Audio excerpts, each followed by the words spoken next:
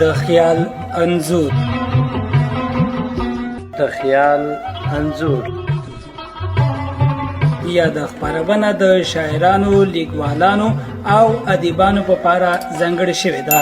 په دې خپرونه کې د شاعرانو ژوند ته کتنه او خپل شعري فلسفي انځور وړاندې کوي.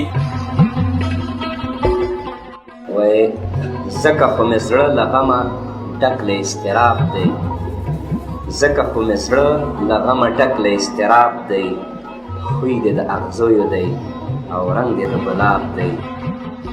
وایم که مړ شومه زما په قبر دل نه راځي، د زړه مې وچې د ګجارې زمزمه کومه. اوس پخوانۍ مزه مې نشته، په ما څه شوي دي، یو قدم لارې کې روان یم دمه کومه. ډېر ښه حکومت صاحب محترم، داسې که هغه لومړنی شعر ستاسې په یاد ده که د یا د ادبي خپرونه هره جمعه 4 بجې او تکرار یې د یکشنبې د ورځې 2 بجې مه هېروئ. کندوز راډیو د ادبي ذوق پالونکي 9.6 FM. د خیال انځور. د خیال انځور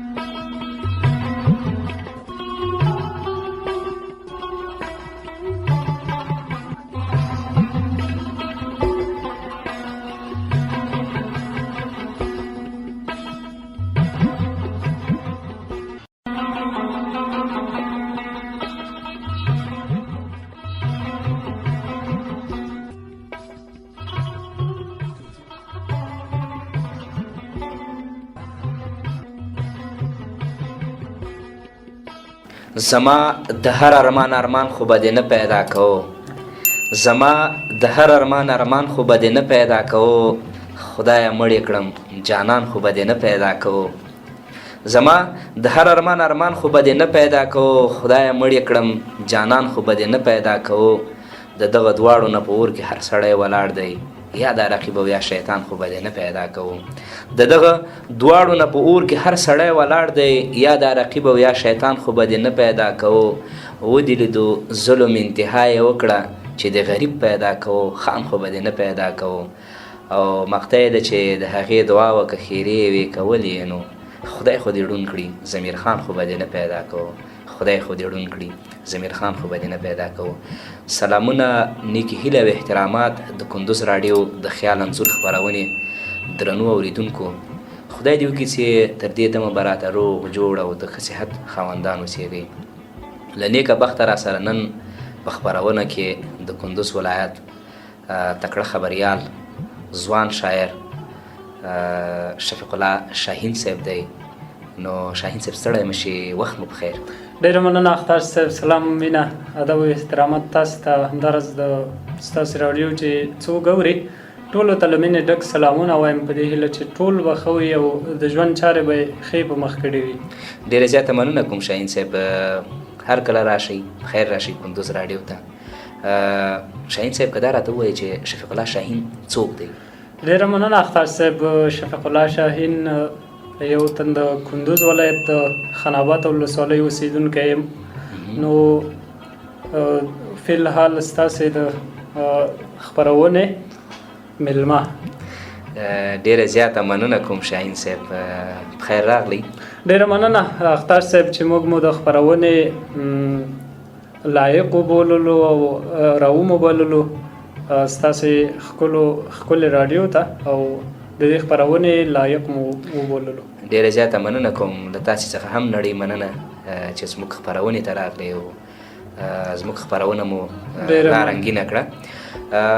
شاهین صاحب که دا راته ووایي چې څه د دې باعث شول چې تاسې شعر ولیکئ؟ باعث خو شعر لیکل خو یو هنر ده زما په اند. بالکل. نو شعر یو شاعر وایي شعر کار د هر فاسق د فاجر نه دی نه د هر یو سترګې د کنګال. نو شعر یو هنر ده او همداراز شعر د دې هغه ناخوالې چې مثلا موږ او تاسې په تیر کې درلودل یا هم را روانې دي یا هم هغه دردونه چې زموږ او ستاسې په زړونو کې دي د دغه ټولو دردونو ژبه چې ده دا شعر ده. نو دا درد حتما له زړه راوځي، دې ته به یو ډول وزن و قافیه برابروي چې لا ښکلې شي او دا درد په هغو چا ډېر ښه ولګېږي چې هغوی هم همدا درد لري. نو زما په اند شعر درد او هغه هنر ده چې شاعر په ډېر ښکلي انداز سره تر اورېدونکو رسوي. واقعا شاعري د هر چا د وس کار نه دی. شاعر هر سړی شاعر کېدلی نشي. بالکل. نو یعنی شاعري په ټوله کې د هغو فکرونو یا د هغو تفکراتو زیږنده ده چې په ټولنه کې محسوسیږي. بالکل. نو دا هغه څوک انځورولی سي چې هغه د دې وړتیا ولري او انځورګري وشي کولی. بالکل. نو دا انځورګري شاعر پورې اړه لري. شاهین صاحب که شاعر نه وای ځان به مو څنګه احساسوه؟ زه وایم که شاعر نه وای یو ډول ځان به مو نارام احساسوه. په دې درد چې هر څوک ولري او هغه بیان نشي یو ډول ځان پې دروند دی، ټولنې باندې بوج وي. همداراز هغه جامعه کې یا ټولنه کې ژوند خوند نه ورکوي. نو زما په اند شعر لیکل یا هم د شعر مثلا هغه څوک چې شعر نه لیکي یا هم هغه څوک چې شعر لیکي د هغوی ترمنځ به توپیر همدا وي چې ژوند به یې ښه نه وي روان. هغه څوک چې شعر لیکي خپل درد به نورو ته رسوي. لکه ستاسې په شان ځوانان چې شعر لیکي څومره ځان ښه احساسوي، لکه زما په شان همداراز د نورو شاعرانو په څیر چې موږ او تاسې په خپل ولسوالۍ یا هم په خپل ولایت کې لرو. واقعا شاهین صاحب که په ټوله کې داسې یو هغه وکړئ چې یعنې ستاسې په اند شعر څه تعریف لري؟ شعر خو که ووایم چې خپل هغه کوي تعریف لري، خپل نظر به وړاندې کړم. ادب ته سیوال ادب نه. بالکل. شعر چې دا د درد ژبه زه خپله زما له نظره شعر د درد ژبه ده. هغه درد چې په ښکلي انداز وړاندې شي زه هغه ته شعر وایم. په قافیه او وزن ولري هغه شعر دی. نو زما له نظره شعر همدغسې تعریف لري، خو هر څوک یو بیل تعریف ورکوي. ځینې شاعران یو تعریف ورکوي، خو بالکل زما په اند نو زما تعریف شعر ته هم همدا ده. یعنې تاسې وایي چې درد د شعر زیږنده ده. بالکل. شاهین صاحب مینوال به د هم په تمه وي ځکه ستاسې خپرونه د ډېرو خلکو د خوښې وړ ده او ډېری دوستانو همدا غوښتنه درلودله چې شاهین صاحب په خپرونه کې راوغواړئ. شاهین صاحب یو شعر درنه اورو. بالکل. اختر صاحب یو څو بیتونه مې نوي لیکلي دي او شاعر چې نوي بیتونه ولیکي او چاته یې وانه اورئ نو زړه یې نارام وایي که نه. نو زه هم همدا لومړی وایم، بیا به وروسته نورو کیسو ته راځو، پوښتنې به در ځوابوم. نو شعر دی نه په هغه او نه په دې کېږي، نه په هغه او نه په دې کېږي، نه په هغه او نه په دې کېږي، ډېری کارونه په پیسې کېږي. زړه مې نارامه ده ستا غوږ، زړه مې نارامه ده ستا غږ غواړي، په یا قربان او زمزمې کېږي. یو ځل بیا. زړه مې نارامه ده ستا غږ غواړي، په یا قربان او زمزمې کېږي. د محبت خبرې نه خلاصېږي، د محبت خبرې نه خلاصېږي، ان تر سهار او نیمې شپې کېږي. څومره ښه. یو ځل بیا. اختر صاحب وایي د محبت خبرې نه خلاصېږي، ان تر سهار او نیمې شپې کېږي. کوټه کې ځان سره خوشحاله یم پټ، کوټه کې ځان سره خوشحاله یم پټ. ډېر کوټه کې ځان سره خوشحاله یم پټ، زما خبرې د کوژدې کېږي. یو ځل بیا. یو ځل بیا. مننه. اختر صاحب وایي کوټه کې ځان سره خوشحاله یم پټ، زما خبرې د کوژدې کېږي. د سترګو اوښکې ما وڅښلې، د سترګو اوښکې ما وڅښلې، د سترګو اوښکې ما وڅښلې، اوس رانه خبرې اوس کږي کېږي په بخښنې د سترګو اوښکې ما وڅښلې رانه خبرې اوس کږي کېږي په ټلویزیون او په راډیو مې ژبه نه بندېږي په ټلویزیون او په راډیو مې ژبه نه بندېږي له تا سره مې په خبرو کې دمې کېږي یو ځل بیا مننه په ټلویزیون او په راډیو مې ژبه نه بندېږي له تا سره مې په خبرو کې دمې کېږي شاهینه خوب وینم لمازې لرې شاهینه خوب وینم لمازې لرې لمانه چغې او نارې کېږي واه یو ځل بیا شاهینه خوب وینم لمازې لرې لمانه چغې او نارې کېږي نه په هغې او نه په دې کېږي ډېری کارونه پیسې کېږي واه واقعا څومره ښه شاعري زبردست شاعري شاهین صاحب خدای پاک مو په فکر او قلم کې برکت واچوه واقعا دا شی دی زما ډېر خوښ شو او زه مطمئنه یم چې د مینوالو هم خوښ سوی ده شاهین صاحب که دې ته راشو چې آیا نقد کوی شي د چا شعر لیکي بلکل نقد سالم نقد هغه نقد چې په ځای وي نو نه یوازې چې شاعر به دې ته وهڅوي چې ښه شعر ولیکي البته د شاعر په هغه کوم ټولنه کې چې شعر وایي په هغه به هم تاثیر ولري ځکه یو شاعر که همغسې چې مثلا شعر نقد لري او څوک پرې نقد نه کوي نو که همغسې روان وي نه به یې ټولنې ته خیر رسولی وي او نه به هم ځان ته یې خیر رسولی وي یعنی په ټوله کې نقد کوی شي د چا شعر بلکل نقد بلکل ډېر اغیزه کوي او هغه اغیزه کوي چې شعر پخوي د شاعر شعر پخوي هغه څوک چې شعر لیکي او یو چاته یې نه ښایي یا هم دی ډارېږي چې زما په شعر به ډېر نقد وشي یا به هم یا یې هم په ټوله کې زړه خپل شعر څخه یې زړه تورېږي دا ډول کسان هغه کسان دي چې لومړی شعر لیکي لومړی شعر ته مخه کړې وي او بیا شعر هم چاته نه ور د نیوکې په اساس نه ورکوي چې دوی به ډارېږي له نیوکې څخه ډارېږي او زما په شعر کې به یو ډول مثلا ډېرې نیوکې وسي او زما به شعر نه زړه تور شي نو په همغه اساس نیوکه ډېره ښه ده چې یو سالمه نیوکه وي او مثلا قناعت ورکوونکی نیوکه وي چې قناعت ورکړي شاعر ته او نیوکه پرې وشي ډېره به ښه وي رښتیا شاهین صاحب ځینې خلک په ټولنه کې زموږ او تاسې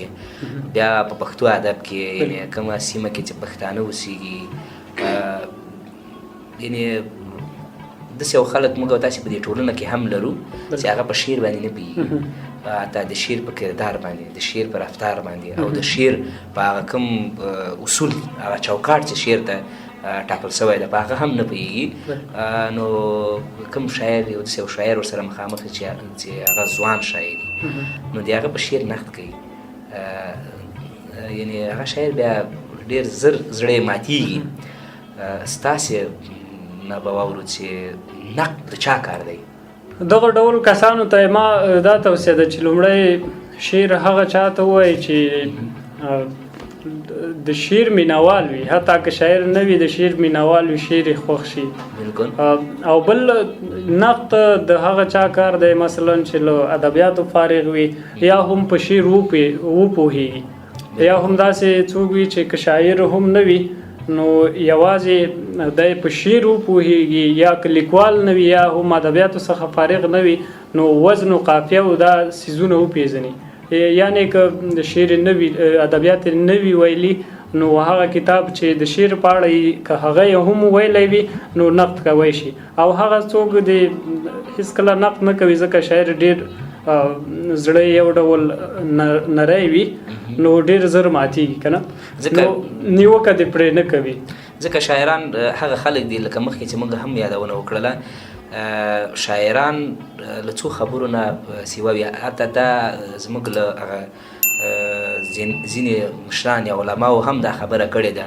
چې شاعران له څو خبرو نه هغه کوم هغه چې ناوړ کارونه چې په ټولنه کې ځینې خلک کوي یا محسوسېږي مثلا له غیبت نه شاعر له غیبت نه هغې لري شاعر له تهمت نه لري شاعر له هغه ناوړه اعمال چې مثلا بدبختانه په ټولنه کې یعنی مثلا پر لاندې مثال یې دغه نشه یي توکي له هغه نه هم شاعر ډېر لري ځکه د شاعر راز او نیاز فکر او تفکر ټول په شعر باندې راڅرخېږي نو شاعر د ځینو ګناهونو نه هم که چیرې ښه شاعر وي هغه پاک دی بالکل نو شاعرانو ته باید ډاډګیري نه ورکړل شي ځکه په شعر کې پیغام یې تاج صاحب شعر داسې ده که نه چې حتما که یو بیت پیغام ونه لري دوم بیت حتما پیغام لري نو شعر په ټوله کې ټولنې ته خیر رسوي واقعا شاهین صاحب د خپرونې په دې برخه کې څه درنه اورو یو ترنم لرم اختر صاحب نو په دې هیله چې ستاسو د رادیو اوریدونکو د پام وړ وګرځي په مینه اورو نو بیتونه زما نه دي د انبر صاحب دی په دې هیله چې ستاسو د خوښې وړ وګرځي په مینه اورو سترګې او باڼه وایې رپېږما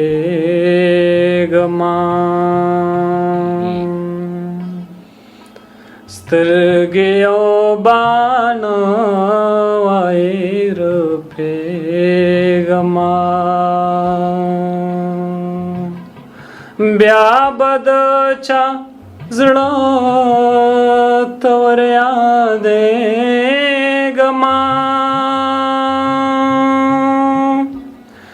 بیا به د چا زړه ته ور یادېږما سترګې او باڼه وایې رپېږما خیر که په دنیا راته خدای رانکړې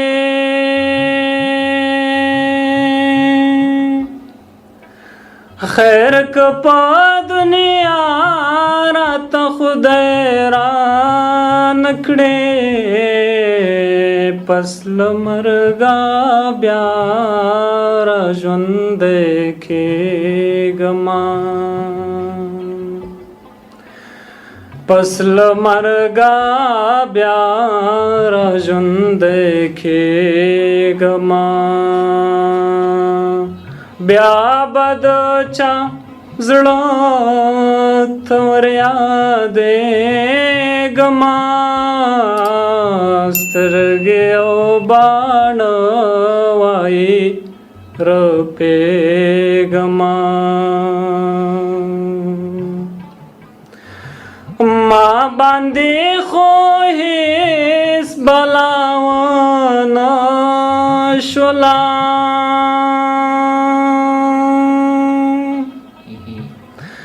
ما باندې خو هېڅ بلا ونه شوله چا ویل له غمه دې مړ کېږما یو ځل بیا ما باندې خو هېڅ بلا ونه شوله چا ویل له غمه دې مړ کېږما بیا به د چا زړه ته ور یادېږما سترګې او باڼه وایې رپېږما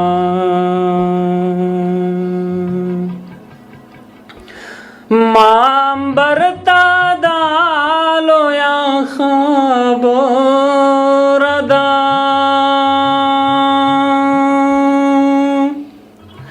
ما عنبر ته دا لویه خبره ده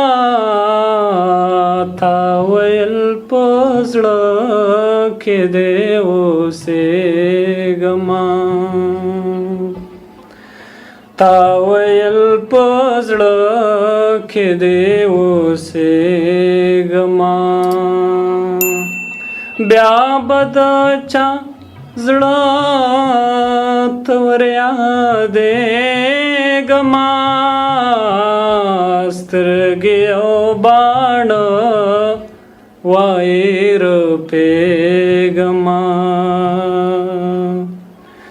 سترګې او باڼه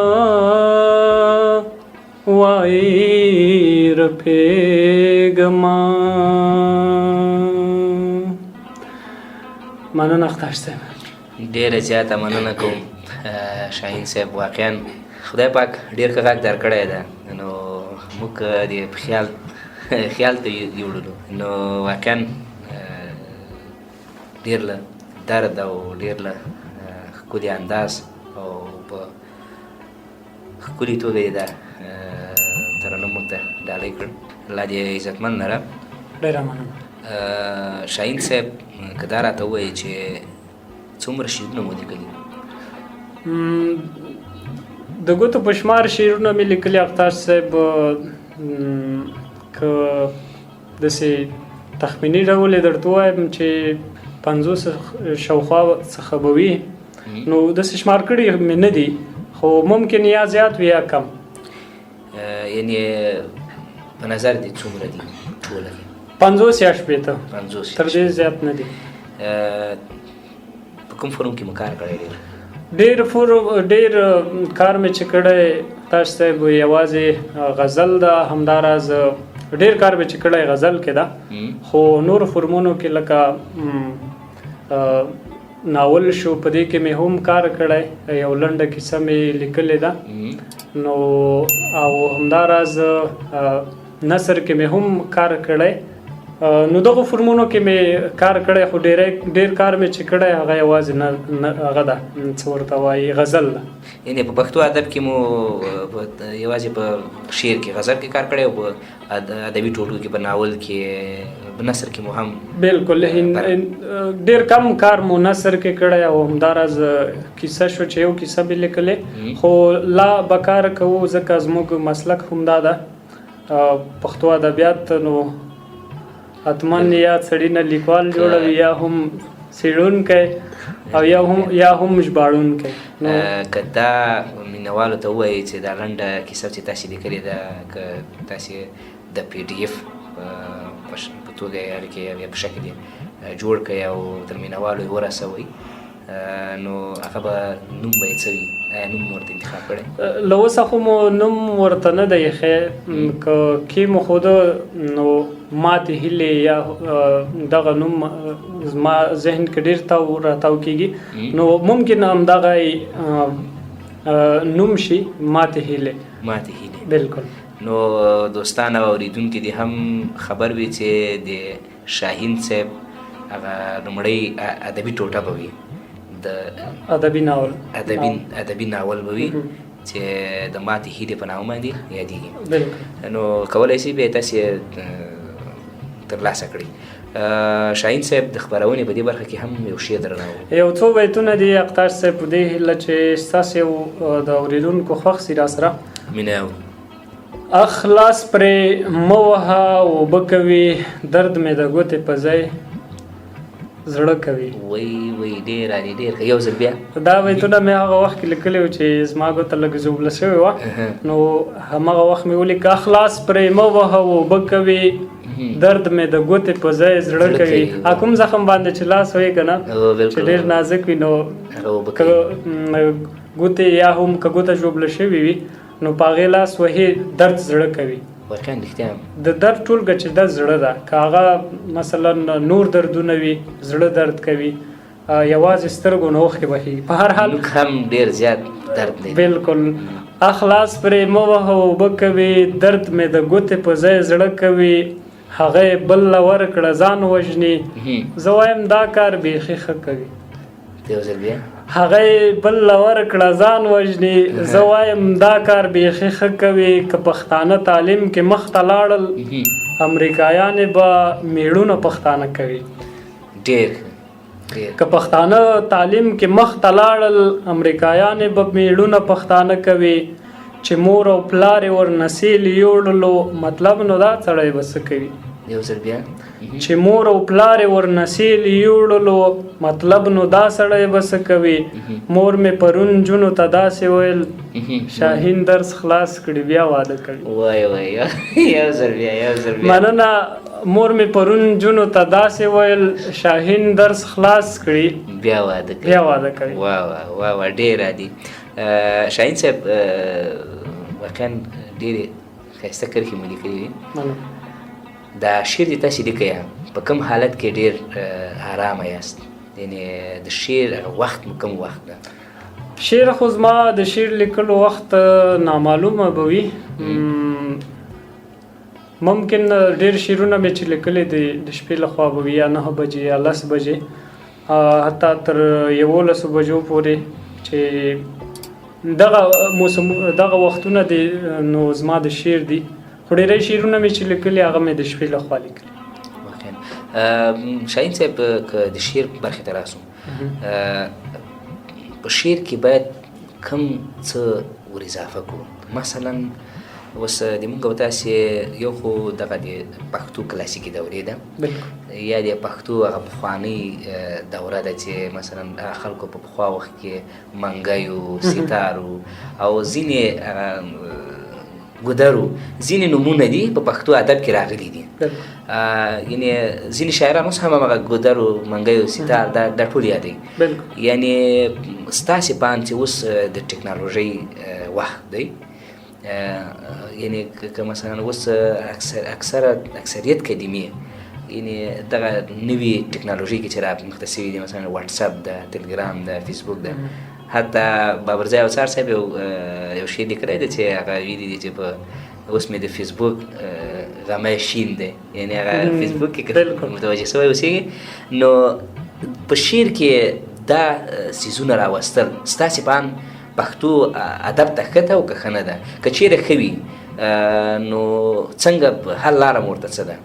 بلکل اختر صاحب له عصر یا هم له همغه زمان سره همغه ډول شاعري کول نه یوازې چې مینوال پیدا کوي شاعر، البته شاعر ته هم ډېره ګټه رسوي. لکه تا مخکې بابرزی صاحب یاد کړه چې زموږ ډېر خوږ شاعر دی نو ډېر غټ نوم لري. نو بالکل له وخت او زمان سره شاعري کول زما په اند د شاعر نوم هم لوړوي او د شاعر شعرونه هم او خپل شاعر هم ډېر مشهوره کیږي. نو هر شاعر باید همغه زمان سره شاعري وکړي. صحیح ده چې منګی او همدارا ستار او دا ډول څیزونه لرو، خو د دې مثلا د نورو راتلونکو نسلونو لپاره یادول به یوازې د هغو خلکو څه ورته وایي چې ډېر عمر خوړلی دي په عامه اصطلاح، نو د هغو د نومونو یا هم د هغو د مثلا چې استفاده یې ترې کړې لکه ګودر شو د هغو د راژوندي کولو په معنا به نو بالکل دا هم ښه ده، خو چې له عصر سره سمه شاعري وشي دا به زما په اند ډېره ښه وي. یعنې ستاسې په اند کوم څه چې نوي شاعران په شعرونو کې راولي دا ګټور دي؟ ګټور به وي بالکل حتما. شاهین صاحب ستاسې په شعر نقد شوی؟ ځکه تاسې ګوتو په شمار شعرونه لیکلي. بالکل شعر باندې مې یو شاعر نقد کړی، خو له بده وخته داسې نقد کړی چې د نقد وړ نه و. بیا په هغه ورځ ما یو تکړه شاعر ته هم وښوده چې دغه شعر باندې مې نقد شوی، بیت باندې البته، او دا څنګه د وایده کې خو هېڅ ستونزه نشته. هغه ډېر تکړه شاعر و، ډېر ښه نوم لري زموږ او ستاسې په کندوز کې. نو هغه ته مې چې شعر ور وښوده نو هغه ویلې هېڅ نقد نه درلوده، نو هغه نقد کړی و. بیا ما د هغه نقد ځکه ومنه چې مال زړه یې مات نه شي، مال مننه له نقد څخه دی. او ما خپله یوه سوه چې ما نه شوې وه هغه دا وه چې ما خپله وویلې چې که نقد درلوده نو غږ وکړئ. ګروپ کې مې ایښی و شعر، نو حال دا چې بیت نقد نه درلوده د نقد کړی و. بیا ما ورته ویل چې داسې د هغه بیا خپله خبره کوله او ما خپله خبره کوله، نو بیا مې سړی پوه کړ چې نقد نه لري او بیت مې هېڅ ستونزه نه لري. بیا هغه وویل سمه ده چې مقصد ستونزه نه لري، خو زما په اند داسې و. هماغه بېرته تا تېرې خبرې ته راځو چې څوک په شعر نه پوهېږي نو نیوکه هم باید ونه کړي. نو دا هغه هم دومره په شعر لاسرسی یا هم په شعر دومره نه پوهېده خو په هر حال خو نیوکه یې وکړله نو ما هم ورته مثبت ځواب ورکړ نو نه هغه خفه سو نه مو جنجال وشو نو یوازې همدومره و چې هغه زما خبره ومنله او ما د هغه. ډېر ښه. شاهین صاحب د چا له شاعرۍ متاثره یاست؟ لکه شاعر یو الګو لري، بالکل یو څوک لري چې د هغه په لاره تعقیب کړي. زما شاعران ډېر وختینی شاعرانو که نومونه یاد کړم کاروان صاحب او همداراز بخزاده دانش، همداراز نور شاعران چې ډېر ښه روان دي. د هغو تر څنګ ځوان شاعران هم دومره ښه روان دي چې زه د دوی د شعر په رنګ کې هغه د رحمان بابا او خوشحال خان همداراز د دوی په شعرونو کې د هغو د شعرونو رنګ وینم دومره ښایسته روان دي. یوه بیلګه که زموږ استاد حقمل یاد کو، حقمل صاحب عبدالمنان حقمل چې نظم کې ډېر برلاسه دی، ډېر ښه نظم لیکي. همداراز نظم برخه ته راغلو عبدالله تنها صاحب زموږ استاد د اقتاش ولسوالۍ اوسېدونکی، هغه هم ډېر خوندور شعر نظم لیکي. نو د دوی شاعرانو کې زه ډېر څه وینم. دوی شاعري رښتیا هم ډېره خوندوره، دومره خوندور نظم لیکي چې له وخت سره سمه شاعري کوي. یعنې د پخواني شاعرانو کې که نه زما خپله الګو زه دوه شاعران مې ډېر خوښېږي او زما الګو دي. یو کلاسیکي دورې شاعر چې حمزه بابا یا حمزه شینواری، او اوسني شاعرانو کې مې کاروان صاحب د خوښې شاعر دی. حمزه بابا نو د غزل پلار وایي ستا په اننګو کې د حمزه د وینو سره دي تشوي د پښتو غزل ځوان زه دې بابا کړم. واقعا حمزه بابا ډېر یو لوی نوم دی نو د پښتو ادب ته. شاهین صاحب د پښتو د شعر اوسنی بهیر څنګه ارزوئ؟ لکه مخکې مو هم یادونه وکړه په دې کې چې ځوان شاعرانو یعنې په ټوله کې څنګه ارزوئ؟ ډېر ښه روان دي ځوان شاعران، خصوصا زموږ او ستاسې د کندوز شاعران ډېر ښه روان دي. دومره ښه روان دي چې څومره ستاینه یې وشي که هغه د غزل فورم کې کار کوي یا هم د نظم فورم کې کار کوي، ډېر ښه روان دي. زه د دوی شعرونو کې د هغو وختینی شاعرانو انځورګري وینم. واقعا رښتیا هم ډېره ښه شاعري تر دې مهاله ځوانو شاعرانو روانه کړې ده. شاهین صاحب دوه مسلسله غزله درنه اورو. بالکل. خلوی هنر لرم شعر لیکمه، خلوی هنر لرم شعر لیکمه، په زړه پر هر لرم شعر لیکمه. واه ډېر خلوی هنر لرم شعر لیکمه، په زړه پر هر لرم شعر لیکمه. ته یوه ورځ غم تېرولی نشې، زه لوی سفر لرم شعر لیکمه. واقعا ډېر ته یوه ورځ غم تېرولی نشې، زه لوی سفر لرم شعر لیکمه. کله یې زلفې کله یې سترګې ستایم، داسې دلبر لرم شعر لیکمه. شعر لیکمه. او چا به نه کوو زما انتظار خود نو، چا به نه کوو زما انتظار خود نو. خلق تیریږي د بل چا په مزار خود نو. تندر مړې سبیل مړې چې به نه وې، تندر مړې سبیل مړې چې به نه وې. تش راتللم به هر وخت له بازار خود نو. چې ورکړی دی واک خپل بل سړي ته، خود کوو به په کورونو بمبار خود نو. کاش زما لستوڼی هم لږ زره غوړی وی، کاش زما لستوڼی هم لږ زره غوړ وی. اوس به نه مې تلل څنګه یاران خود نو. غریبي د بله هېڅ څه چاره نشته، ستړي چې راځو له کاره خود نو. ښه هغه سړی په بخښنې چې شاهین دې په خالي میدان کې پرېښو، چې شاهین دې په خالي میدان کې پرېښو. درته ویې کړلو زړه کې آزار خود نو. چا به نه کوو زما انتظار خود نو. خلق تیریږي د بل چا په مزار خود نو. ډېر ښه. واقعا د شاهین صاحب په شاعري کې ډېره ښه انځورګري شوې ده. هغه زاړه لفظونه په نوي انداز په شعر کې راوستي دي. نو په دې وخت کې هغه زما خپل شعر په یاد شو چې ټوټې شوي ستا لاسونو کې بنګړي جانانه، چې ټوټې شوي ستا لاسونو کې بنګړي جانانه، او د مینې زور د هر یو سیس کوي سستی جانانه. خدای پیدا کړي وي یو بل ته له ازله یاره، ولې پښتو کوي په مینه پابندي جانانه.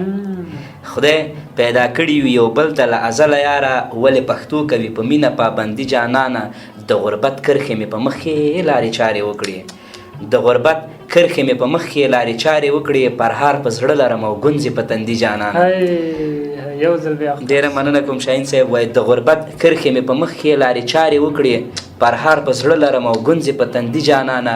افسوس او شرم به وي ماته چې د بیا خپلوم، افسوس او شرم به وي ماته چې د بیا خپلوم، تا به خرڅ کړی یم او زه به کړم دوستي جانانه. افسوس او شرم به وي ماته چې د بیا خپلوم، تا به خرڅ کړی یم او زه به کړم دوستي جانانه.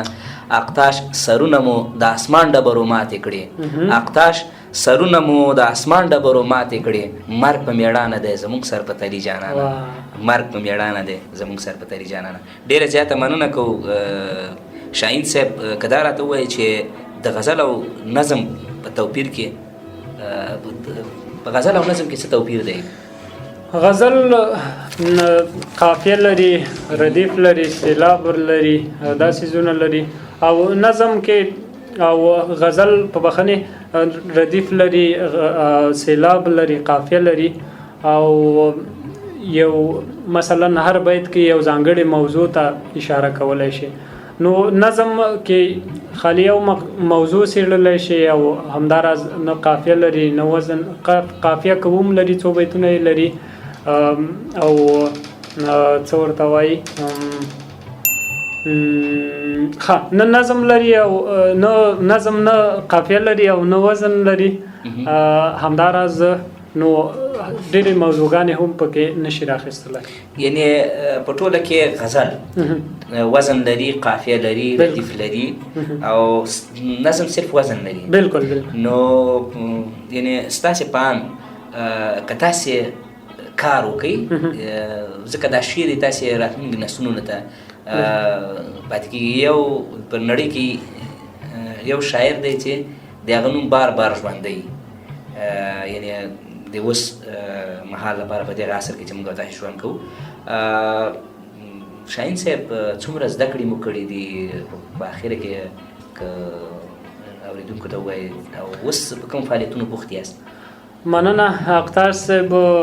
زده کړې خو مو د پانتون دورې دي، پانتون دوره وایو، د پښتو ژبې ادبیات وایو. نو دریم ټولګي 5م سیمستر کې یو فعلا په درجه کې یاست که نه؟ یعنې څوم نمرې یاست؟ ښه، نو پانتون خو فی الحال درجې نه لري. اوس امارت چې راغلی یوازې په الف او یا پورې توري دي چې همغه حاضري پورې هغه لري، خو د نمرو له لحاظه ښه یم، بد نه یم. نو ډېر به د ځان ستاینه هم نه کوو او ډېر به نه هغه څه چې واقعیت دی څه چې واقعیت نو ښه یم، بد نه یم. او نور فعالیتونه مو یو سیمه ییزې رسنۍ سره کار کوو همدلته په کندوز کې. نو همدغه کارونو کې فی الحال بوخت یو. نو په دې هیله چې اوریدونکو به مو هم غږ اوریدلی وي. نو دغه فعالیتونه د اختر صاحب چې لرو یې او لا به یې د اوریدونکو لپاره هلې ځلې او خپل کوشش کوو چې دوی ته هغه ډول څه ور ورسوو چې د دوی خوښېږي. شاهین صاحب د خپرونې وروستۍ سلګۍ دي، نو له تاسو څخه هم یو شعر بیا ورو. ښه، شعر خو به زه درته وایم، بیتونه مې دي. زه در پسې خورم د خوب ګولۍ خوبه، زه در پسې خورم د خوب ګولۍ خوبه، خوښه دې راځې که نه راځې د بېوسۍ خوبه. زه در پسې خورم د خوب ګولۍ خوبه، خوښه دې راځې که نه راځې د بېوسۍ خوبه. ته به یېرېدلې چې چاپه دې رانه جګ نه کړي، کومه شپه چې ما به کوو زمونږ په بلۍ خوبه. ستړی شومه زه له دې ستومانې زندګۍ څخه، ستړی شومه زه له دې ستومانې زندګۍ څخه. راشه ما اوده که په یوه دانه مرمۍ خوبه. ما په زلمیتوب کې بیخي سترګې پټې نه کړلې وا د ماشومتوب خوبه هی هی د زلمیتوب خوبه یو ځل بیا ما په ماشومتوب کې بیخي سترګې پټې نه کړلې په بخښنې ما په زلمیتوب کې بیخي سترګې پټې نه کړلې وا د ماشومتوب خوبه هی هی د زلمیتوب خوبه زه در پسې خورم د خوب ګولۍ خوبه خوښه د راځې که نه راځې د بېوسۍ خوبه یو بل شعر هم درنه اورو ښه نو بل شعر دی دوه ورځې زمانې رشخندې ووه تا زما په یارانې رشخندې ووه رشخندې ووه هدیره د زموږ تر ښاره پورې وړه شل کلونه شوې جګړې رشخندې ووه څو یاران مې درلودل غربت جدا کړل دې زمونږ په پرې رشخندې ووه ډېر ښه ډېره زیاته مننه کوم شاهین صاحب چې تر کندوز راډیو راغلي او په له موږ سره مو په خیال انځور خپرونه کې برخه واخیستله شاهین صاحب په اخره کې مو ځوانو شاعرانو ته که څه پیغام لرئ د کندوز راډیو د خیال انځور خپرونې مایک ستاسې په خدمت کې دی ډېره مننه اختر صاحب چې زه مو د خپلې خپرونې وړ وبوللم نو ځوانو شاعرانو ته مې دا توصیه یا هم دا سپارښتنې دي چې په ټوله کې شعر د دې لپاره مه لیکئ چې ځان مشهوره کړئ شعر د دې لپاره ولیکئ چې ټولنې ته مو خیر رسولی وي یعنی شعر کې حتما باید تاسې پیغام ولرئ که هغه نظم برخه وي یا هم د غزل برخه وي هر فورم چې وي نو تاسې هدف باید دا وي چې ټولنې ته مثبت تمام شي یا هم ټولنې ته مو خیر رسولی وي ډېره زیاته مننه کوم شاهین صاحب واقعا ښکلې خبرې مو ځوانو شاعرانو ته وکړې له تاسو څخه هم ډېره زیاته مننه کوم درنو اورېدونکو چې تر دې دمه مو موږ څارلي او خپرونه مو په مینه اورېدلي وي تر بیا زه احسان الله اقتاش محمد خیل چې تاسو سره مل کېږم او یو نوی شاعر تاسو ته راپېژنم او په خپرونه کې میلمه کوم تاسې په لوی څښتن تعالی سپارم ښه وخت ښې شي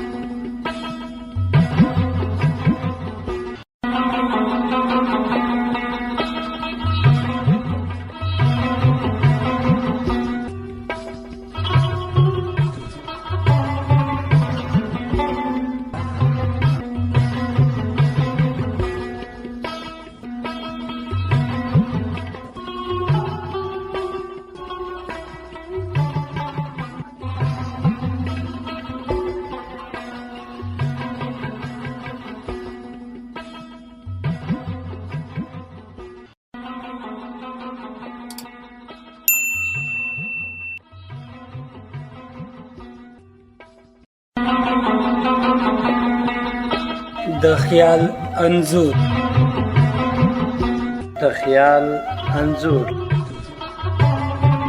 یا د خپرونه د شاعرانو لیکوالانو او ادیبانو په پاره ځانګړې شوې ده په دې خپرونه کې د شاعرانو ژوند ته کتنه او خپل شعري فلسفي انځور وړاندې کوي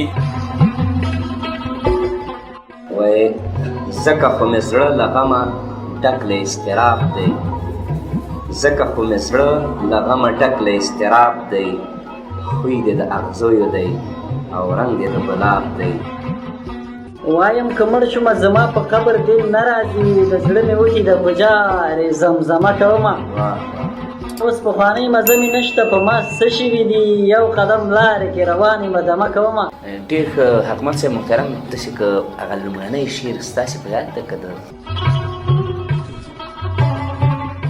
یا د ادبي خپرونه هره جمعه 4 بجې او تکرار یې د یکشنبې د ورځې 2 بجې مه هېروئ کندوز راډیو د ادبي ذوق پالونکي 9.6 FM